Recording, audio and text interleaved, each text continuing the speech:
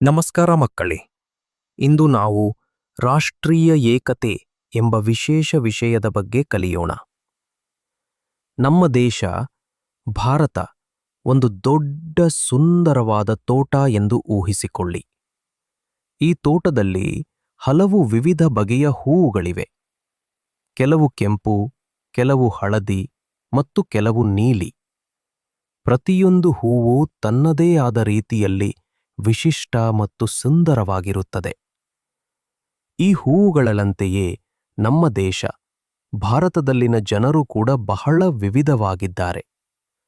ನಾವು ಕನ್ನಡ, ಹಿಂದಿ ಮತ್ತು ತಮಿಳಿನಂತಹ ವಿವಿಧ ಭಾಷೆಗಳನ್ನು ಮಾತನಾಡುತ್ತೇವೆ. ನಾವು ದೀಪಾವಳಿ, ಈದ್ ಮತ್ತು ಕ್ರಿಸ್ಮಸ್ನಂತಹ ವಿವಿಧ ಹಬ್ಬಗಳನ್ನು ಆಚರಿಸುತ್ತೇವೆ.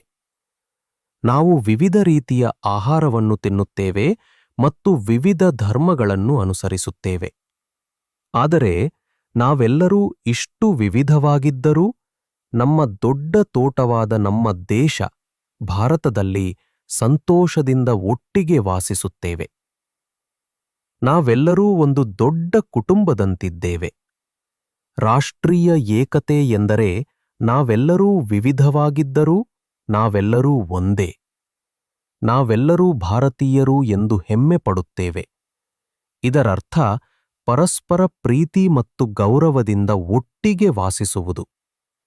ನಾವೆಲ್ಲರೂ ಒಟ್ಟಿಗೆ ಮತ್ತು ಒಂದಾಗಿ ಇದ್ದಾಗ ನಮ್ಮ ದೇಶ ಭಾರತವು ಹಲವು ವಿವಿಧ ಹೂವುಗಳು ಒಟ್ಟಿಗೆ ಅರಳುವ ತೋಟದಂತೆ ಶಕ್ತಿಶಾಲಿ ಮತ್ತು ಸುಂದರವಾಗುತ್ತದೆ.